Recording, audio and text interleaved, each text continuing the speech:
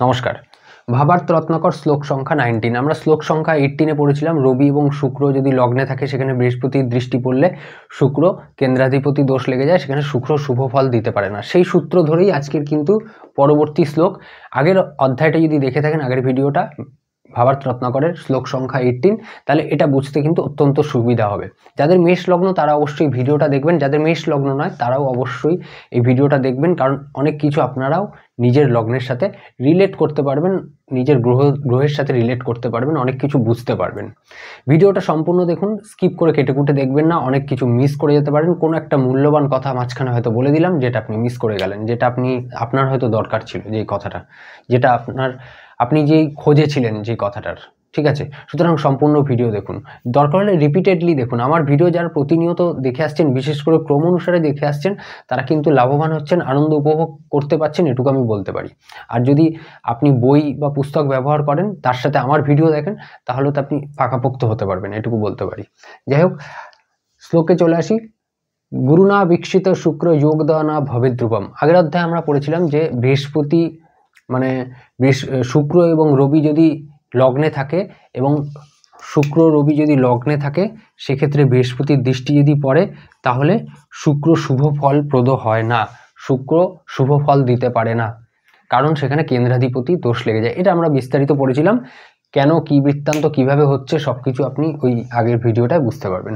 তো এখানেও সেরকমই বলছে। এখানে কি বলছে? এখানে বলছে যে গুরুনা বিকশিত শুক্র যোগদা না ভবে ধ্রুবম। শুক্র যদি বৃহস্পতি দ্বারা দৃষ্ট হয়, সে একা থাকুক আর রবির সাথে থাকুক বা যেখানেই থাকুক না কেন, বৃহস্পতি দ্বারা যদি দৃষ্ট হয়, তাহলে কিন্তু মেষ লগ্নের ক্ষেত্রে এটা অত্যন্ত শুভ নয়, শুক্র যোগপ্রদ ফল দিতে পারে না, নিজের দশায় শুভ ফল দিতে পারে না শুক্র।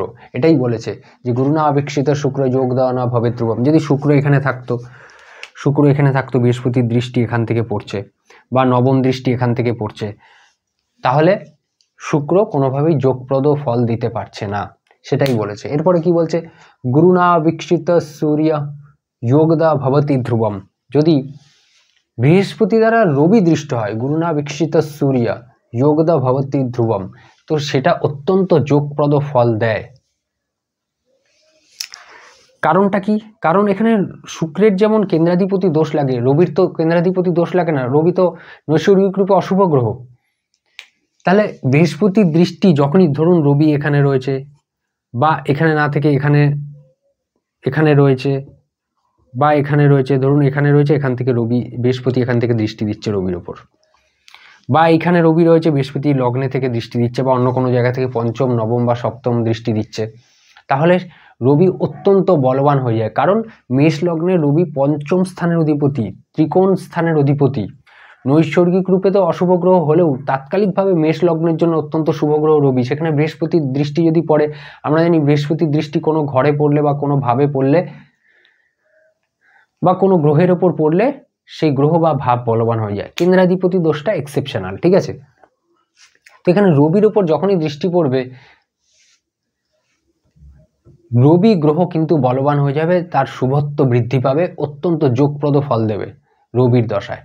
তার মানে এখন যদি আমি ধরে নিই যে রবি আর শুক্র একসাথে আছে, আগের অধ্যায়ে বলেছিলাম রবি শুক্র লগ্নে, ধরুন এখানেই রয়েছে, যদি বলা যায় রবি এবং শুক্র, তাহলে বৃহস্পতির দৃষ্টি যদি পড়ে এখান থেকে বা অন্য কোনো জায়গা থেকে, যদি বৃহস্পতির দৃষ্টি পড়ে, যে কোনো, ধরুন রবি শুক্র সপ্তমে আছে, লগ্নে আছে, দশমে আছে, যে কোনো জায়গায় রয়েছে, সেখানে বৃহস্পতির দৃষ্টি যাচ্ছে, তাহলে আগের অধ্যায় অনুযায়ী শুক্র তো যোগপ্রদ ফল দেবে না শুক্রের দশায়, সে কোনোভাবেই ভালো ফল, শুভ ফল পাবে না। তাহলে রবির দশায় কি করে শুভ ফল পাবে? শুক্র একটা নৈসর্গিক রূপে শুভ গ্রহ, তার দশায় শুভ ফল যদি না পায়, তাহলে রবির তো নৈসর্গিক রূপে অশুভ গ্রহ, তাহলে কি করে শুভ ফল প্রাপ্ত হবে? কিন্তু রবি এখানে পঞ্চম স্থানের একটা খুব ভালো ত্রিকোণ স্থানের অধিপতি, নৈসর্গিক রূপে অশুভ হলেও তাৎকালিকভাবে শুভ। রবি বৃহস্পতির মিত্র, নবম স্থানের অধিপতি বৃহস্পতি, মানে সে তো বৃহস্পতি তো দ্বাদশ স্থানেরও অধিপতি, কিন্তু বৃহস্পতির যে মূল ত্রিকোণ রাশি সেটা নবম স্থান, উত্তর বলবান ত্রিকোণ স্থানের অধিপতি বৃহস্পতি, লগ্নপতির মিত্র রবি। সুতরাং রবি চেষ্টা করবে সবসময় ভালো ফল দেওয়ার, এবং তার উপর যদি বৃহস্পতির দৃষ্টি পড়ে যায় অত্যন্ত ভালো হয়ে যাবে। শুক্রের দশায় শুভ ফল প্রাপ্ত হবে না ঠিকই, কিন্তু যখনই শুক্রের দশা সমাপ্ত হবে, শুক্রের দশার পরে কি দশা শুরু হয়? রবির দশা। এটা সবার ক্ষেত্রেই ফিক্স। যখনই রবির দশা শুরু হবে তখন কিন্তু যোগপ্রদ ফল পাবে জাতক। যদি বৃহস্পতির দৃষ্টি রবির ওপর পড়ে, জাতক কিন্তু তার জীবনে উন্নতি লাভ করবে। রবি যদি একাও থাকে সেক্ষেত্রে এটা ফল হবে। ধরুন রবি এখানে একা রয়েছে, বৃহস্পতির দৃষ্টি পড়েছে কোনোভাবে, বা যে কোনো স্থানে রয়েছে, পঞ্চমে, সপ্তমে, দশম, যে কোনো, যত ভালো জায়গায় থাকবে তত ভালো। সেক্ষেত্রে রবি অত্যন্ত যোগপ্রদ ফল দেবে। ভিডিও কেমন লাগছে সেটা আপনারা কমেন্টের মাধ্যমে জানান। ভিডিও ভালো লাগলে লাইকও করতে পারেন, লাইক করে দেবেন ভিডিও ভালো লাগলে। আর যদি চ্যানেল এখনও সাবস্ক্রাইব না করে থাকেন তাহলে চ্যানেলটা সাবস্ক্রাইব করে নিন। আপনার লগ্নের ক্ষেত্রেও কিন্তু, মানে আপনার লগ্ন নিয়েও কিন্তু আমি শ্লোক আনবো পরবর্তীকালে। সুতরাং ভিডিও যাতে মিস না হয়ে যায়, সাবস্ক্রিপশন করে বেল আইকনে গিয়ে অল অপশনটা দাবিয়ে দিন। দেখা হবে পরের ভিডিওতে। ভালো থাকুন, সুস্থ থাকুন, নমস্কার।